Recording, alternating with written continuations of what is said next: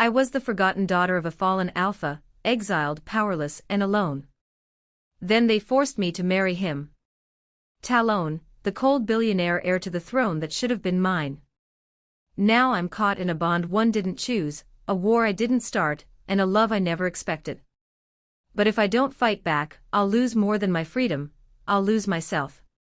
Part 2. But the voice faded again, disappearing into the hum of silence. Across the compound, Lyra sat in her cell, staring at the small vent in the corner. A whisper drifted in. She leaned closer. It wasn't air. It was a voice. Low. Raspy. Speaking an old language she didn't understand. Then, in perfect English. Your sister is the last. Lyra's heart jumped. Who said that? She asked, standing. Silence. Then again. She will rise, and so will the blood that follows. Then it was gone. Lyra backed away from the vent slowly. Whatever this place was, it wasn't just wolves and warriors. It was cursed ground. And something was waking beneath it. Cashin found me at dawn. I was in the library, sitting on the floor surrounded by open books, some so old, they crumbled when I turned the pages. You're not supposed to be down here, he said. Too bad, I replied without looking up. He stepped inside. Quiet. I felt him watching me. After a moment he asked, what are you looking for? Answers, I said. About the first Luna. About the deal. About why I'm even alive. He was quiet. Then he said, I think my ancestors made a mistake. I looked up. I think your bloodline was never meant to end, he said. But they tried to wipe it out anyway. And now, it's correcting itself. By making me the one who breaks the curse, I said. No, he said softly. By making you the one who remembers. I didn't remember the forest. Not really. Just flashes. A red scarf. My mother's voice. A cold hand pulling me behind a tree, whispering shoo as something howled in the distance. But now it was coming back. Like a memory someone had locked away, and the key was finally in my hand. Cashin stayed back. He stood by the door like he didn't trust himself to come closer. I shouldn't have dragged you into this, he said. You didn't drag me, I said, staring at the book in my lap. I walked in. Same as you. He looked tired. Not physically, emotionally. Like whatever strength he used to carry this curse was starting to crack. Tell me something true, I said. He blinked. What? Something real. About you. He hesitated. Then walked toward the window. When I was 10, he said, my father locked me in a cellar for 2 days. Said it was time I learned what loneliness felt like. My breath caught. He told me one day I'd be alpha. That I needed to understand isolation. Because the bond, the curse, it always ends the same. Someone dies. And the other survives. He looked at me. Survival is lonely. Is that why you've been pushing me away? I asked. He didn't answer right away. Then said, yes. And no. Lyra sat on the edge of her cot, pacing in her head. The voice hadn't returned. But the guard outside her cell had. He leaned on the wall like he wasn't even trying to look threatening. Young. Maybe early 20s. Brown eyes that flicked toward her every few seconds. You look bored, he said. I look trapped, she shot back. He smirked. Same thing. She crossed her arms. You going to keep staring at me, or actually do your job? I am doing it, he said. You're just not very good company. Then go find someone more interesting. He shrugged. Already did. She squinted at him. What's your name? Eris, he said. And you're the human who's causing Alpha Cashin a full-on PR disaster. Good, she muttered. He leaned closer to the bars. You're not like the others. What others? The women who come here hoping to be chosen. You're not faking fear. Or begging. Or lying. Maybe I'm just good at hiding it, she said. He smiled, like he didn't quite believe her. And for a split second, Lyra knew. He could be useful. I couldn't shake the memory. I kept seeing the scarf. The red one. The one my mother gave me when I was 6. I hadn't thought about it in years. But now I saw it clear as day, lying on the forest floor, covered in frost. You were there, I whispered to myself. But who? I closed my eyes. Let the memory play. Trees. Snow. A dark figure watching us from the hill. And then, a voice. Not my mother's. Someone else's. She cannot stay here. She is marked. The mark on my chest started to burn. I opened my eyes, gasping. Cashin was already beside me. What happened? I remembered, I whispered. Someone was trying to take me. His brow furrowed. You were kidnapped? No, I said slowly. I was hidden. He looked shaken. From what? Not what, I said. Who? That night, I woke up to the sound of howling. Not from outside. From beneath. Somewhere under the compound. The old magic. It was moving. And it wanted me to follow. I shouldn't have gone alone. But something pulled me. A heat in my chest. A whisper behind every breath. The mark was glowing again, faint but alive. I waited until the hallways emptied and crept through the lower levels of the compound. No one stopped me.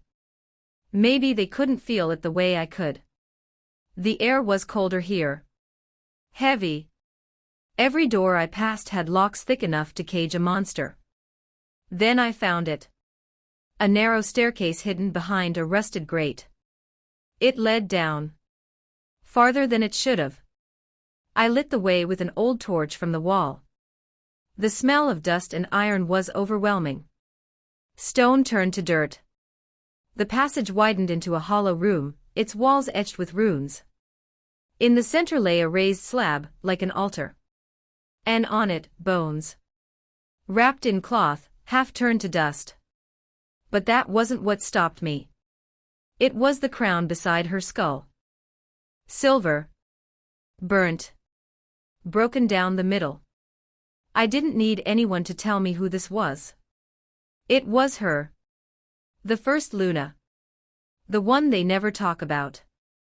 The one they buried and tried to forget. And now, I was standing over her grave. Selene. Cashin's voice echoed down the stairwell before he appeared. He looked wild. Hair tousled. Eyes full of fear. What are you doing? He demanded. I turned, slowly. She's real. He took a step forward. You shouldn't be here. She's me, isn't she? I said. That's why I survived the ritual. That's why the mark burns when I remember. He didn't answer. So I said it again. I'm her bloodline. Her descendant. Or her rebirth. Which is it, Cashin? I don't know, he said. No one does. I stared at him. But you suspected. He clenched his jaw. I didn't want to believe it. Why? Because if it's true, you're not safe here. We were quiet for a long time. Then I asked the question I'd been avoiding since the night we met. What happened to her? He didn't answer right away. Then said, she tried to change the bond. Said it was wrong. Said wolves and humans weren't meant to be chained by blood magic. I nodded slowly. And they killed her for it. She died in battle, he said. Or so the story goes. He looked at me. What are you saying? I think she didn't die for the bond, I whispered. I think she died because of it. Upstairs, Lyra sat cross-legged in her cell as Eris slid a small package through the bars. Don't open it here, he said. She raised an eyebrow. What is it? Information, he said. And maybe a way out. But if anyone sees it, I'm screwed. You're screwed. Everyone's screwed. She smirked. Nice pep talk. He didn't smile. Look, he said, lowering his voice. I don't know what your sister is. But I know what this place is hiding. And if I were you, I'd get her out. Fast. Cassian paced the crypt. He hadn't come down here since he was a boy. His father brought him once, made him kneel before the altar and repeat a vow he didn't understand. The bond is law. The Luna is a myth. Power is earned through blood. Selene walked the edges of the room, her fingers brushing the ancient carvings. They erased her, she murmured. But she's still here. Then she turned to him. I think that's why I found you. Cassian stepped back. Don't say that. Why not? Because if the bond chose you to fix what she couldn't, you won't survive it. I walked up to him. Close enough to feel his heartbeat shift. I'm not her, I said. I know, he whispered. But I remember her. And I think maybe I'm supposed to finish what she started. He looked at me. Then reached out and touched the mark on my chest. It flared beneath his palm. Not burning.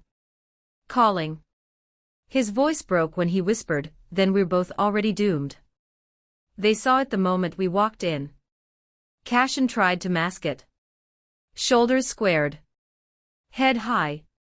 But me? I couldn't hide it. The glow beneath my skin. The way my scent had changed, stronger, sharper, no longer just human. The mark had bled through my shirt like a brand. A reminder I didn't belong here. Or maybe a warning. The council room went dead silent. Then Elder Myra stood. I warned you, Cassian, she said, voice cold and sharp. She's unstable. I'm standing right here, I said. You're standing on ancient ground you were never meant to touch, she snapped. You've desecrated a tomb. You've awakened something we buried for a reason. Cassian stepped forward. Enough. She narrowed her eyes.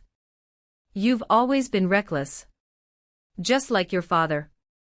Thinking emotion makes you strong. It doesn't. It makes you weak. I saw it then. The flash of rage behind Cassian's eyes. But he didn't let it out. He just said, she's staying. No, Myra said. She's leaving. Tonight. Lyra sat in her cell, heart racing as she unfolded the papers Eris gave her. It wasn't a map. It was a lineage.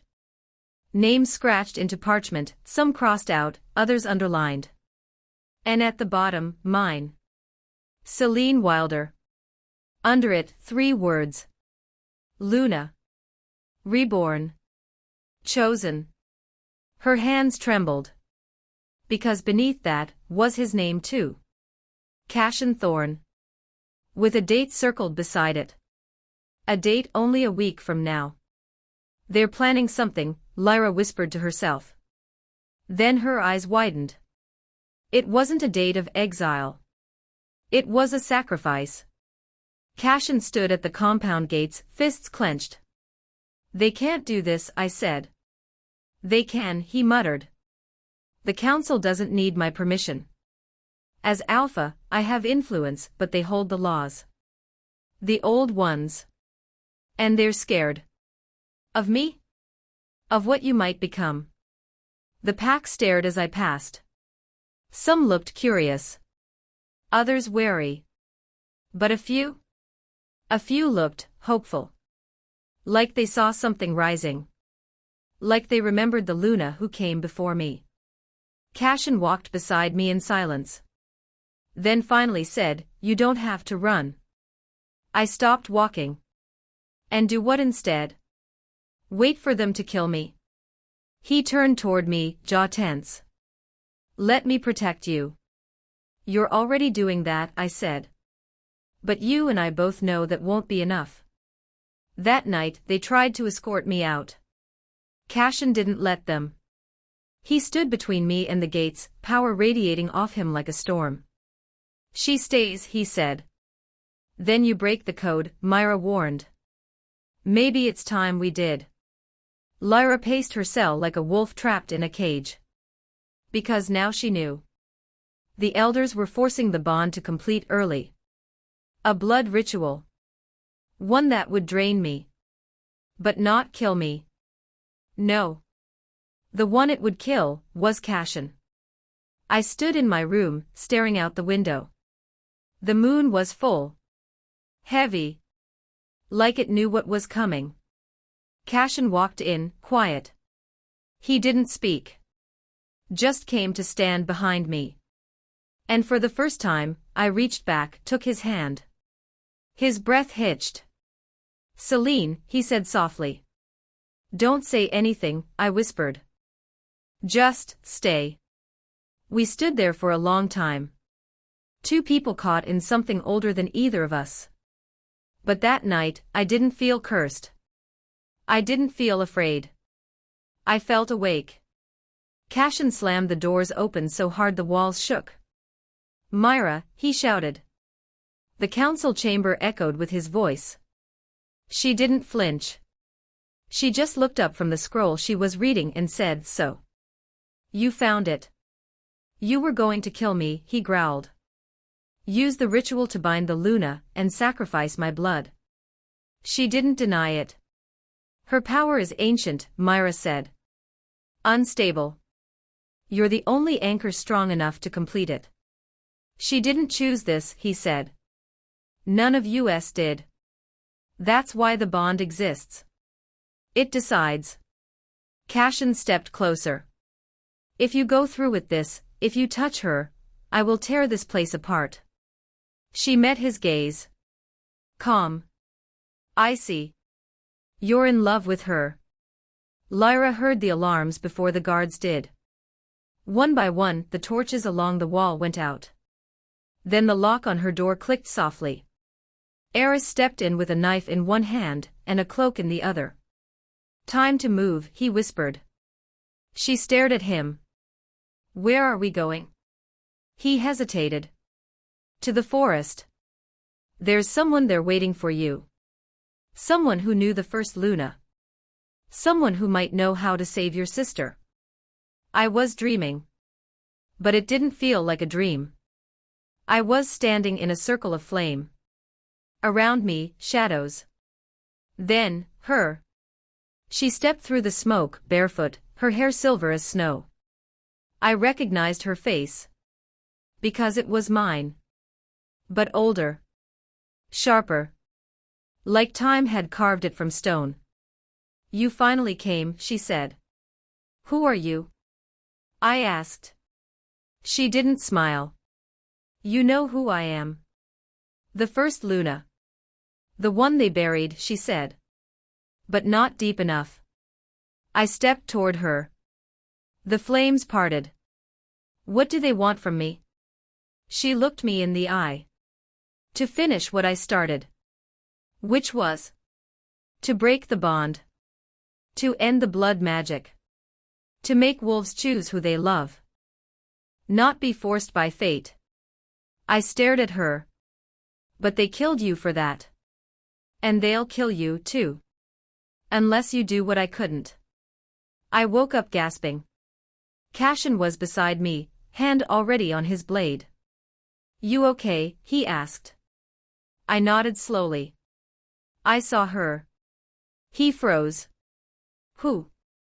"The Luna. The first one. She spoke to me."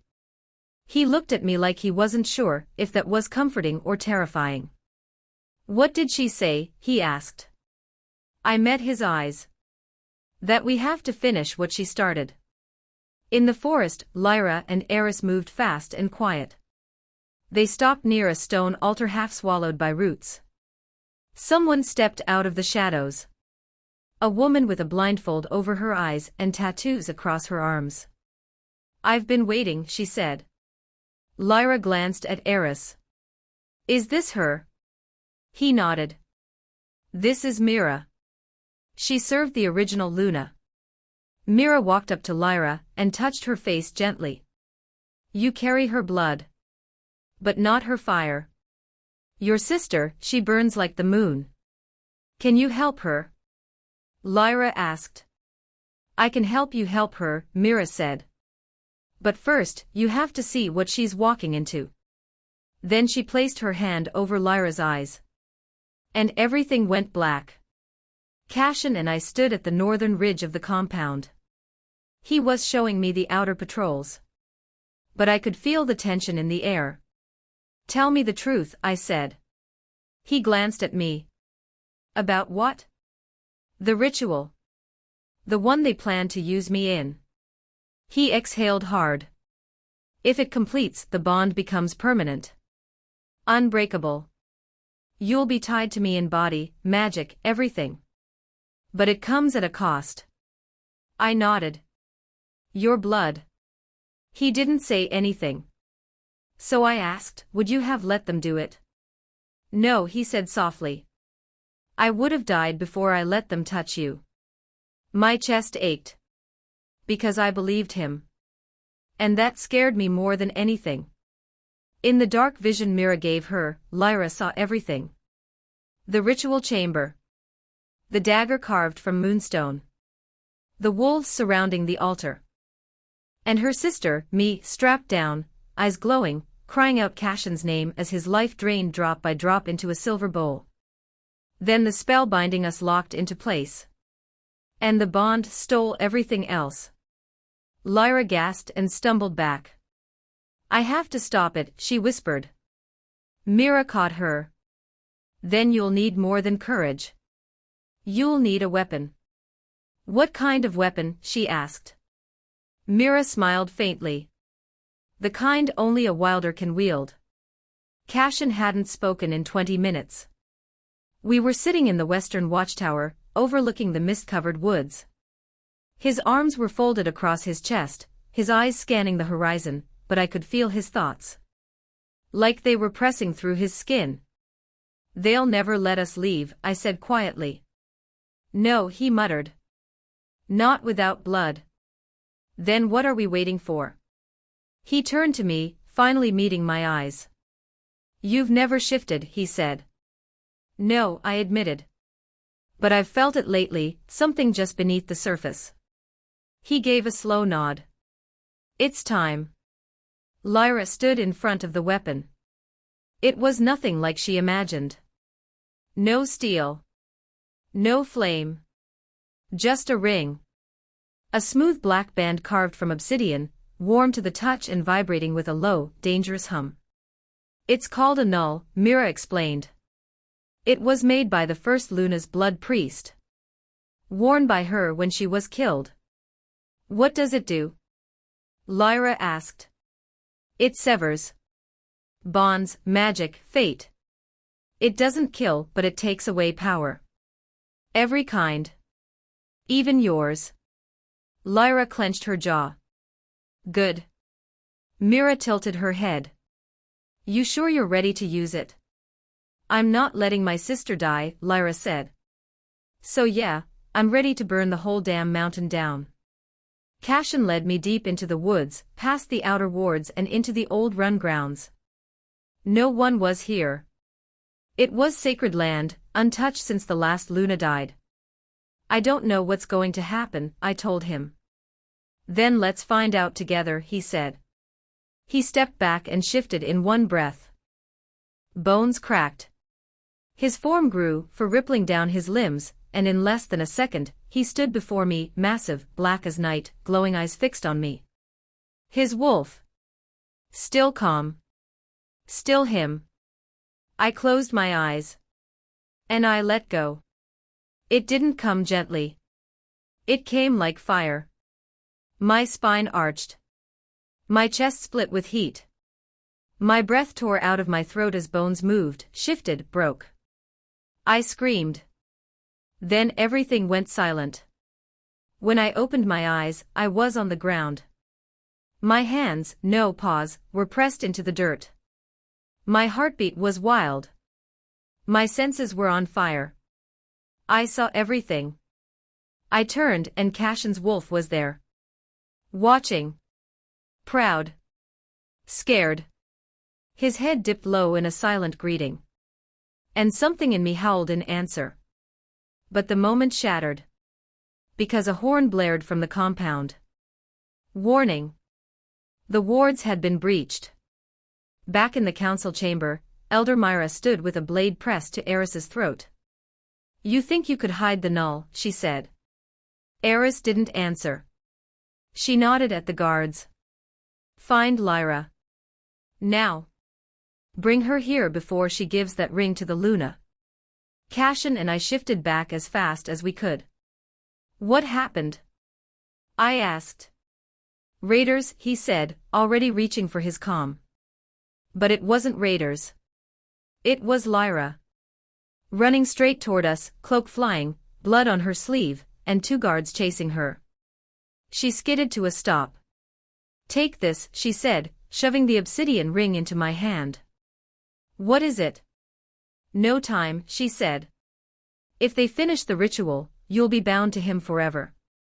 Your magic will kill him. That ring's the only thing that can stop it. Cashin looked at me. I looked at the ring. And suddenly, I wasn't sure what I wanted anymore. We hid in the caves beneath the ridge. Cashin paced. Lyra sat shaking, watching the mouth of the cave. I stared at the ring. Do you love him? Lyra asked. I flinched. I paused. I don't know. I think I could. Then don't wait, she said. Because if they take you now, you won't get a choice. Outside, wolves were closing in. And inside me, something was waking up. The Luna's voice. Her fire. Her memories. Everything. The cave was too small for all the tension wrapped inside it. I held the obsidian ring tight in my palm, the surface cold against my skin. Are you ready? Lyra asked. I swallowed the fear twisting in my chest. More ready than I've ever been, I said. Cashin paced behind me, silent, but his eyes burned. I slipped the ring on. A pulse shot through me like lightning striking earth. My vision blurred, then sharpened. The cave walls faded away. In their place, moonlight. Silver, bright and alive. I heard it then. A voice, older than time. Selene. I gasped. Who's there? I whispered. It's me, the voice said softly. Your Luna. Your past. Your future. Suddenly, my body felt different. Stronger. More. I looked down at my hands, glowing faintly with silver light. Cashin stopped pacing. He reached for me. Selene, he said, voice low. You're glowing. I can feel her, I whispered. The Luna. His eyes shone with something fierce. Then fight. Suddenly, the cave entrance exploded open. Council guards stormed inside, weapons drawn. Selene Wilder. Myra's voice cut through the chaos. Surrender the null. No way, I said, stepping forward. I raised my hands. Silver light burst from my fingertips. The guards staggered back. Cashin growled low. He shifted fast. A blur of black fur and sharp teeth. He lunged into the fight. But it wasn't enough. A net of silver ropes shot from the ceiling, binding me tight. No. I screamed. Lyra shouted something in the chaos. Myra stepped forward, eyes gleaming. The bond is sealed, she said. We own you now. Cashin fought harder. But they pushed him back. The cave was shrinking around us. Lyra's voice cut through the roar. Selene. Remember who you are. Fight the bond. I closed my eyes. The Luna's voice whispered again. You are the fire they fear. You are the wolf who chooses. With every ounce of strength, I tore at the ropes. They burned. And then. Freedom. The cage shattered. The cave fell silent. And I stood tall. Cassian was beside me, panting. You did it, he said. I nodded. But the fight wasn't over. Because Myra smiled coldly. We'll see about that. We didn't run. We couldn't. Not with Myra standing in the mouth of the cave, flanked by 5 armed guards, and at least 3 wolves in half shift. Her voice was calm. Cold. You're not the first Luna to try and break her chains, she said. But you'll be the last.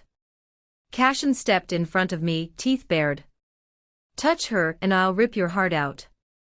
Myra didn't flinch. Save your threats, Cassian. You were never strong enough to protect her. That's why we chose him. I stepped forward, brushing Cassian's arm aside. Where's Demon? Myra's expression flickered. Where is he? I demanded. She hesitated, then said, at the altar. Preparing the ritual. He still thinks you'll return willingly. I almost laughed. He doesn't know I broke the bond, I said. Oh, he will, Myra said. When you walk in and rip his heart out yourself. They tried to take me again. But this time, I didn't hold back. The Luna's power flooded through me like a dam had broken inside my chest. Silver light exploded outward, knocking Myra and half her squad off their feet. Cassian shifted, charging into the fight with a howl. Lyra launched herself at one of the wolves, moving faster than I thought possible. Claws. Teeth. Screams.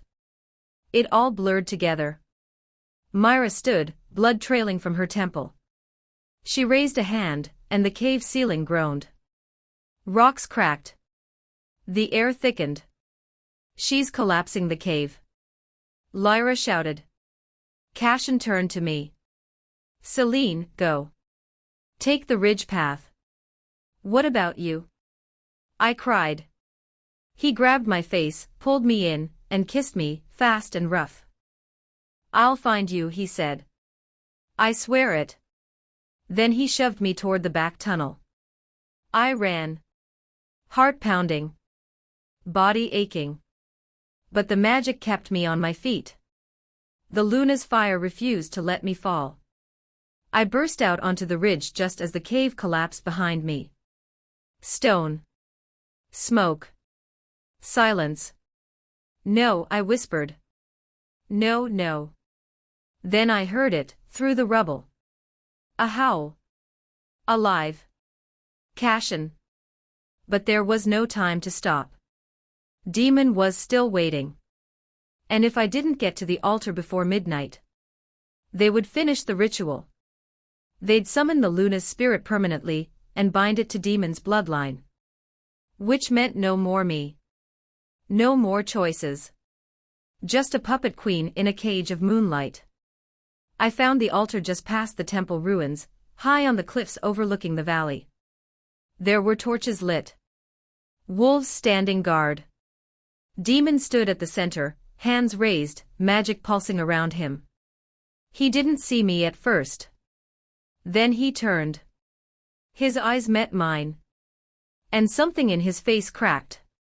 Selene, he said, voice trembling. You came. I didn't answer. I walked straight toward him. The null ring glowing on my hand. Selene. His voice was soft. Familiar. Almost broken. Demon stepped away from the altar, magic still crackling around him. He looked different. No armor. No robes.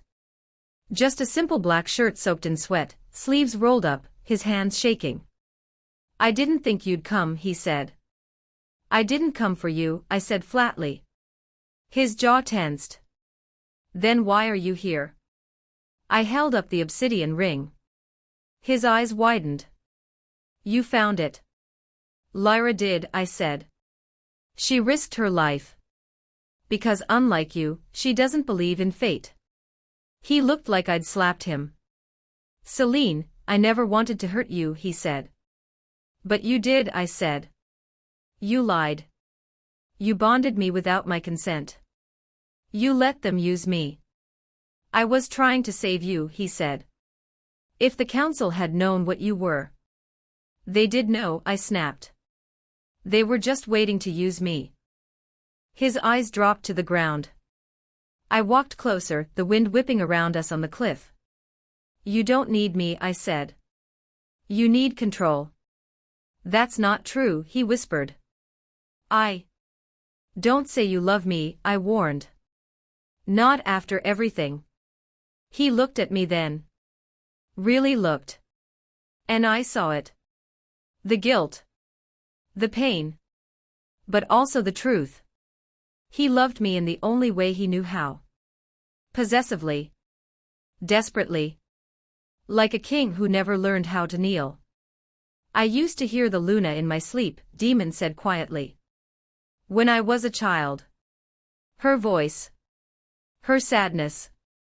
I thought, if I could bring her back, maybe I could fix everything. You mean control everything, I said. He shook his head. No. I mean heal it. The curse, the fractures in the packs, the war.